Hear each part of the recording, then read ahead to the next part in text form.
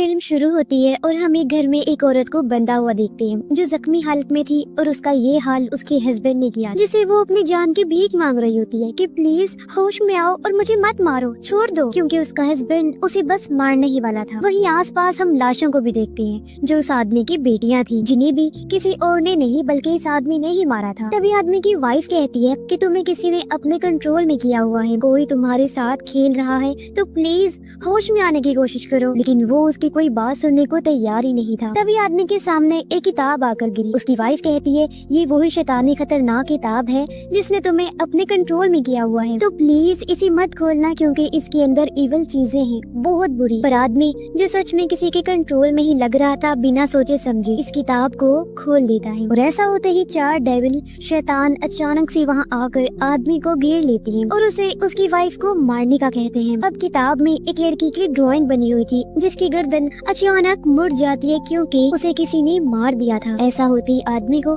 अपनी वाइफ की जगह वही डेविल नजर आने लगता है, जिसकी आंखें बहुत ही डरावनी लग रही थी, एकदम लाल खून से भरी हुई। आदमी काफी डर गया, उसे लगा कि ये डेविल ही है और वो उसका गला काट देते हैं, जिससे उसकी वाइफ की मौत हो जाती है। कुछ टाइम बाद जब आदमी अपने होश में आया तो उसे अपने किए का काफी अफसोस हो रहा था। वो अपनी बीवी की लाश को गोद में लेकर काफी रोता है, गिड़गिड़ाता है, पर तभी यहाँ सारे डेविल्स आ जाते हैं और इस बार तो उनका लीडर भी आ गया जो उस आदमी को भी जान से मार देता है। दरअसल इस किताब के जरिए कोई भी डेविल से राब्ता बनाकर उन्हें अपने पास बुला सकता है, जहाँ डेविल्स और उनका लीडर आकर उस इंसान की 3 ख्वाहिशों को पूरा करते हैं। लेकिन इसके बाद उन्हें भी एक चीज चाहिए होती है, पर डेविल्स ये बात विशेष पूरे करने से पहले नहीं बताते, यानी वो उस इंसान के साथ खेल जाते हैं, उसके साथ चाल चल जाते हैं। उनके मुताबिक विशेष पूरी करने के बाद उस इंसान को भी उन जैसा डेविल बनना पड़ता है। अगर वो ऐसा नहीं करते तो वो शैतान उन्हें कर्ज दे देता है, यानी कि श्राप, जिससे वो इंसान उनके वश में आकर सबको मार देता है। जब भी तो इस आदमी ने अपनी फैमिली को मार दिया क्योंकि उस पर भी कर्ज हो गया था, और जब उसने इनके साथ मिलने से इनकार किया तो उसे इन्होंने मार दिया। इसके बाद हम कहानी की मेन कैरेक्टर सिंड्रेला को देखते हैं, जहाँ उसकी सुतेली मॉम उसे काफी मार रही होती है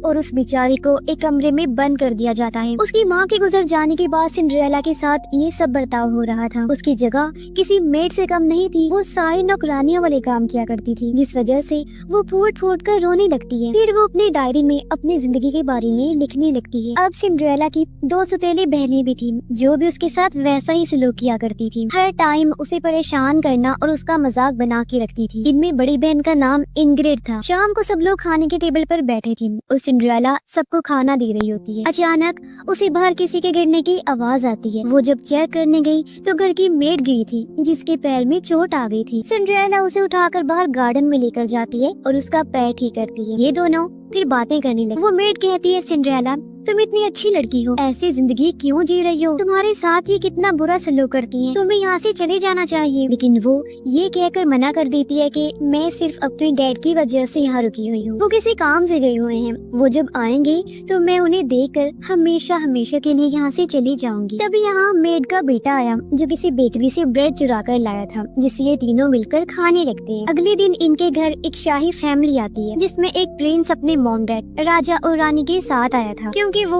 सिंड्रेला की दोनों बहनों को शादी के लिए देखने आए। प्रिंस के मॉम डैड दोनों लड़कियों को अच्छे से देखते हैं, किसी एक का चुनाव करने के लिए, लेकिन प्रिंस को इन चीजों में कोई दिलचस्पी नहीं थी, इसलिए वो बाथरूम जाने का बहाना बनाकर वहाँ से चला जाता है। घर के बाकी कमरों को देखता हुआ जब वो घूम रहा था तो उसे मिल जाती है सिंड्रेला। पहले ही नजर में वो उसे देखता ही रहा, यानी वो उसे अच्छी लगी थी, और अब वो सिंड्रेला का हाथ पकड़कर उसे खींचकर बाहर गार्डन में लेकर आता है, और खिड़की के जरिए उन दोनों को इंग्रिड ने देख लिया था। प्रिंस सिंड्रेला की खूबसूरती की काफी तारीफ करता है और कहता है कि मैं तुम्हारा दीवाना बन गया हूँ, कसम से पहली ही नजर में मुझे तुमसे प्यार हो गया है और मैं तुमसे ही शादी करूंगा। आगे वो बताता है कि हमारे महल में एक शाही डांस पार्टी होने वाली है जिसमें तुम भी जरूर आना, ठीक है ना, मैं तुम्हारा इंतजार करूंगा। इतना बोलकर उसने सिंड्रेला को गुड बाय बोला और वो वहाँ से चला जाता है। अब प्रिंस की बातों को सोचकर सिंड्रेला काफी खुश हो रही होती है। उसने सोचा कि शायद मेरे अच्छे दिन आने वाले हैं, मुझे मेरे सपनों का राजकुमार मिल चुका है, इसलिए वो अपनी डायरी में प्रिंस के बारे में भी काफी तारीफें लिख देती है। पर इन सारी चीजों से इंग्रिड को बहुत बुरा लगता है और वो सारा किस्सा जाकर अपनी माँ को बताती है कि प्रिंस ने सिंड्रेला को पसंद किया है, जिससे वो काफी गुस्सा हो गई, सिंड्रेला को मारती है। फिर वो सिंड्रेला की सबसे अच्छी दोस्त यानी मेड को सबक सिखाती है। वो उसे अपने साथ एक कमरे में लेकर गई, कहती है कि तुम उसे हमेशा भड़काती रहती हो, उसका हौसला बढ़ाती हो। जिसके बाद ये लोग उसे एक टेबल पर पटक के मारते हैं और उसे वहाँ बांध दिया जाता है। तब उसकी सौतेली मॉम उसे कोड़ों से बहुत जोर जोर से मारती है और वो बेचारी दर्द से चीखती चिल्लाती है, मदद के लिए पुकारती है, लेकिन वहाँ उसकी मदद को आने वाला कोई नहीं था क्योंकि सिंड्रेला भी यहाँ नहीं। जिसके बाद ये नोकदार औजार से उसे जोर से मारते हैं और बार बार उस पर वार करके उसकी जान ही ले लेते हैं। सिंड्रेला दूर गार्डन में बैठकर अपनी डायरी में लिख रही होती है कि तभी इनग्रिड उसे घर बुलाने आती है। सिंड्रेला जब घर आई तो मेड की लाश को देखकर पूरी तरह टूट गई, फूट फूट कर रोने लगती है। अब उसकी सौतेली मॉम जानबूझकर सिंड्रेला के हाथ में खंजर पकड़ा देती है और कहती है कि इसे मेड के अंदर घोंप दो, पर सिंड्रेला रोते हुए मना कर देती है कि मैं ये नहीं कर सकती। इस पर उसकी मॉम सिंड्रेला के साथ जबरदस्ती करने लगी और कहती है कि अगर तुमने ये ना किया तो मैं तुम्हें और दुख दूंगी। तो अब ना चाहते हुए भी सिंड्रेला उसके अंदर खंजर घुसा देती है, जिसके साथ वो बहुत ज्यादा रोती है, चीखती चिल्लाती है। उसे ये भी कहा जाता है कि वो मेड की लाश को ठिकाने लगाकर कमरे को साफ करे। अब इस पूरे हादसे की वजह से सिंड्रेला गहरे सदमे में जा चुकी थी और अब वो ज्यादा किसी से बात भी नहीं कर रही। इसके बाद हम देखते हैं कि प्रिंस इनग्रिड को एक जगह मिलने बुलाता है क्योंकि इन दोनों की शादी तय हुई थी। लेकिन यहाँ इनग्रिड प्रिंस पर काफी गुस्सा थी। वो कहती है कि तुम सिंड्रेला को बाहर क्यों लेकर गए थी, तुम उसके साथ भी ताल्लुक रखना चाहते हो और मेरे साथ भी शादी करना चाहते हो, लेकिन मैं ऐसा हरगिज नहीं होने दूंगी। इस पर प्रिंस, जो कि एक बहुत ही घटिया लड़का था, कहता है अरे वो तो मैं ऐसे उसके साथ कर रहा था, प्यार तो मैं तुमसे ही करता हूँ, और देखना शाही पार्टी में तुम्हें ही डांस करने के लिए बुलाऊंगा, यानी शादी के लिए तुम्हें चुनकर अपनी रानी बनाने का ऐलान करूंगा। इसी रात सिंड्रेला मेड की हड्डियों को दफन करने के लिए जंगल में जाती है। उसने जब जमीन खोदी तो उसे वहाँ वही शैतानी किताब मिलती है, जिसे उठाकर वो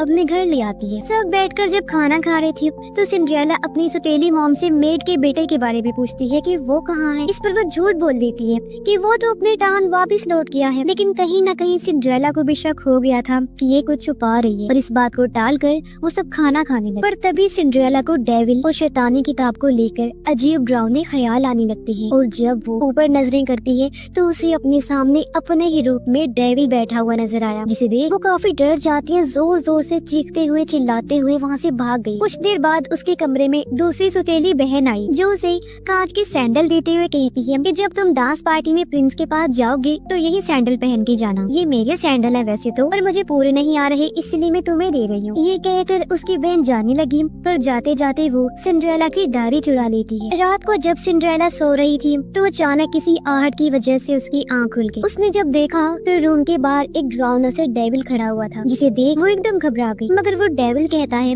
मैं तुम्हें इस दर्द भरी जिंदगी से छुटकारा दे सकता हूँ और तुम्हारी 3 विशेष पूरी कर सकता हूँ, जिससे तुम्हारी जिंदगी बदल जाए। और अब वो धीरे धीरे सिंड्रेला की तरफ बढ़ने लगा। वो डर की वजह से जोर जोर से चिल्लाने लगती है, जिसके साथ ही उसकी आँख खुल गई। यानी कि ये उसका डरावना सपना था, और ये इतना भयानक सपना था कि नींद से जागने के बाद भी उसका दिल जोर जोर से धड़क रहा होता है। पर जैसे तैसे उसने खुद को संभाल लिया। उसने जब सामने देखा तो वहाँ इनग्रिड खड़ी थी, जो उसे अपने साथ शाही पार्टी के लिए तैयार होने को कहती है, क्योंकि आज ही डांस पार्टी का दिन था। सिंड्रेला अच्छे से तैयार होकर पार्टी में जाने के लिए खुशी खुशी वहाँ पर आ जाती है, लेकिन उसकी मॉम को उसे देखते ही गुस्सा आ गया। उसे साथ ले जाने के लिए मना कर देती है। इस पर दोनों की बहस हो गई। उसकी मॉम को इतना गुस्सा आया कि वो सिंड्रेला को पहले मारती है और फिर उसका ड्रेस खराब कर देती है। इससे भी जब उसका दिल नहीं भरा तो उसे काफी बुरा भला कहकर ये लोग पार्टी के लिए चली जाती। तभी हम देखते हैं कि इन्होंने मेड के बेटे को घर में ही किसी जगह पर कैद करके रखा हुआ था, जिस बारे में सिंड्रेला को पता नहीं था। और वो बेचारी अपने कमरे में जाकर रोने लगती है, जहाँ तभी उसकी नजर उसी शैतानी किताब पर गई, जिसे उठाकर वो पढ़ने लगती है। किताब के पहले सफ़े पर उसे एक लड़की नजर आई, जिसने कि उसकी मॉम जैसा ड्रेस पहना हुआ। फिर पेज पलटने पर वहाँ अपने आप ही कुछ लाइंस लिखी जाने लगी, जिन्हें सिंड्रेला पढ़ने लगती है। अचानक से सारी लाइट्स और मोमबत्तियाँ बुझ गयी, जिसके साथ वहाँ अंधेरा छा जाता है। उसे अपने आसपास किसी के होने का एहसास हुआ, इसलिए वो चिल्लाने लगी कि कौन कौन है वहाँ पर, जिसके साथ ही वही 4 डेविल्स उसके आसपास आकर खड़े हो जाते हैं। यहाँ डेविल लीडर भी आया था। वो सिंड्रेला को कहता है कि तुमने इस किताब के जरिए हमसे राब्ता करके बुलाया है तुम्हारी मदद करने के लिए, और अब हम क्योंकि आ गए हैं तो तुम्हारी कैसी भी 3 विशेष को हम पूरा करेंगे। अब हालांकि सिंड्रेला काफी डरी हुई तो थी, लेकिन यही सही मौका था डांस पार्टी में जाकर प्रिंस से मिलने का। इसलिए वो यहाँ अपनी पहली विश मांगती है कि मुझे उस शाही पार्टी में जाकर प्रिंस के साथ डांस करना है। वहाँ जाने के लिए मेरे पास कोई चीज नहीं है, जिसके लिए मुझे अच्छे से कपड़े चाहिए और कोई सवारी चाहिए, यानी कि कैरेज वगैरह। उसकी विश डेविल पूरी कर देते हैं। वो सबसे पहले उसे खूबसूरत सा ड्रेस पहना देते हैं और अच्छा सा मेकअप करके उसे ऐसा मेकओवर देते हैं कि वो पूरी बदलकर खूबसूरत बन जाती है और अब वो सच में किसी राजकुमारी से कम नहीं लग रही थी, जिससे वो काफी खुश हो जाती है। उसकी पार्टी में जाने के लिए नीचे कैरेज भी आकर खड़ा हो गया था, और क्योंकि सिंड्रेला ने यहाँ 2 विशेष मांग ली थी और अब वो डेविल से कहती है कि मैं अपनी तीसरी विश बाद में मांगूंगी। सिंड्रेला जब पार्टी में गई तो सब उसे देखते ही रह जाते हैं। यहाँ इंग्रिड प्रिंस के साथ डांस कर रही थी। वो सिंड्रेला को देखकर जलने लगती है। सिंड्रेला को फंसाने के लिए उसके दिमाग में एक आइडिया आया। वो उसे जाकर कहती है कि राजकुमार तुमसे प्यार करता है और तुम दोनों को डांस करना चाहिए। जिसके बाद ये दोनों डांस करने लगे, जहाँ सिंड्रेला प्रिंस को अपने दिल की बात बताती है कि मैं तुमसे बहुत प्यार करती हूँ, लेकिन प्रिंस उसे मुंह मोड़ लेता है और उसकी बेइज्जती करते हुए कहता है कि मैं तुम जैसी लड़की से कभी प्यार नहीं कर सकता। वो फिर उसे नीचे गिरा देता है, पार्टी को रुकवा देता है।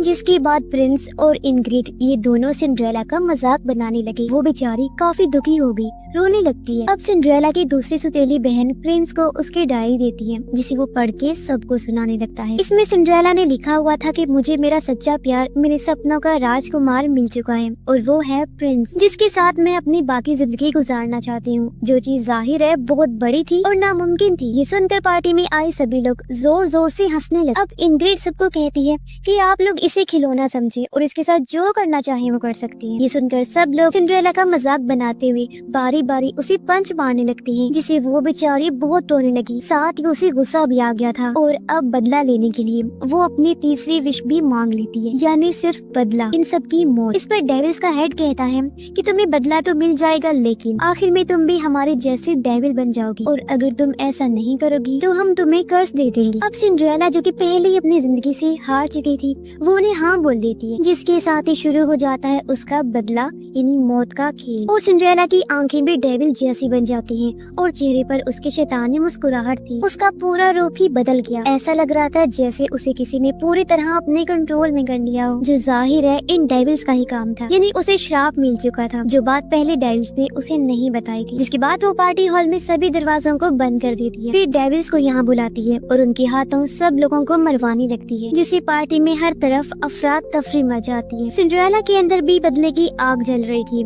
इसलिए वो भी यहाँ अपने ग्लास के जूतों से लोगों को मारने लगती है। वो जूते के हील को किसी की गर्दन में घुसा रही थी तो किसी के पेट में घोंप रही थी। डर की वजह से सब लोग यहाँ वहाँ भागने लगे, दरवाजों के पास भी जाते हैं लेकिन दरवाजे नहीं खुलते। यहाँ सिंड्रेला अब प्रिंस के सामने उसके मॉम डैड को मार डालती है। अब एक दरवाजा जैसे तैसे खुल गया, जहाँ से लोग भागने लगे। इंग्रिड और प्रिंस एक दूसरे रूम में जाकर छुप जाते हैं, जबकि सिंड्रेला की दूसरी सुतेली बहन रेंगते हुए बिना शोर किए वहाँ से जाने लगती है। लेकिन सिंड्रेला जो कि उसे देख चुकी थी, पीछे आकर खड़ी हो जाती है, जहाँ डेविल्स आकर उसकी बहन को पकड़ लेते हैं। अब इसी ने सिंड्रेला को जूते दिए थे और उसकी डायरी चुराई थी, और क्योंकि इसे जूते फिट नहीं आ रहे थे, इसलिए सिंड्रेला एक कैंची लेकर उसके पैरों की सारी उंगलियां ही काट देती है और उसे अब अच्छे से फिट करके जूते पहना देती है। लेकिन दर्द से उसकी सुतेली बहन जोर से चिल्लाने लगती है। फिर सिंड्रेला दूसरे सैंडल से उस पर वार करके उसकी भी जान ले लेती है और वो पूरे खून से भर गई थी। उसकी चीखें सुनकर प्रिंस और इंग्रिड भी पूरी तरह डर जाते हैं, पर यहाँ अपनी जान बचाने के लिए प्रिंस इंग्रिड के साथ भी धोखा करता है। वो इंग्रिड के पास एक स्टील की बाल्टी फेंक कर शोर करता है ताकि सिंड्रेला यहाँ आकर इसे भी खत्म कर दे और खुद यहाँ से प्रिंस भाग जाता है। और अब अगला नंबर इंग्रिड का ही था। वो छुपने की बहुत कोशिश करती है, लेकिन आखिर सिंड्रेला ने उसे ढूंढ ही लिया था। वो सैंडल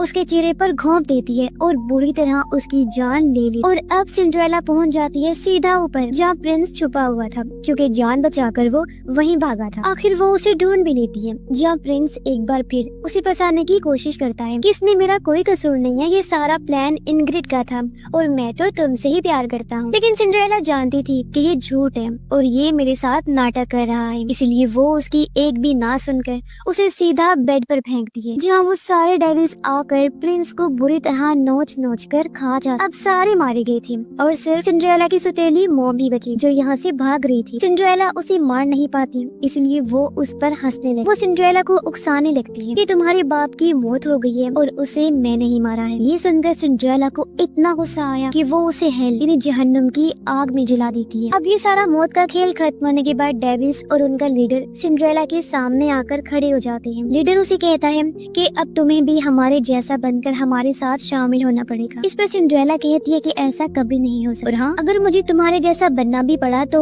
मैं बन जाऊँ, लेकिन मैं किसी के सामने नहीं झुकूंगी। यदि तुम्हारे गुलाम बनके तुम्हारे साथ नहीं रहना चाहूँ। और अब वो इतनी भयानक बन जाती है कि उसी जूते से वो लीडर को भी मार देती है। जो देखकर अब सारे डेविल्स सिंड्रेला के सामने ही झुक गई और हर चीज में उसे ही फॉलो करने लगी। यानी कि अब उन्होंने अपना नया लीडर सिंड्रेला को चुन लिया था। और जब वो यहाँ से जाने लगी तो बाकी डेविल्स भी उसके पीछे पीछे जाने लगते हैं। और इसी के साथ इस फिल्म की कहानी यहीं पर खत्म हो जाती है।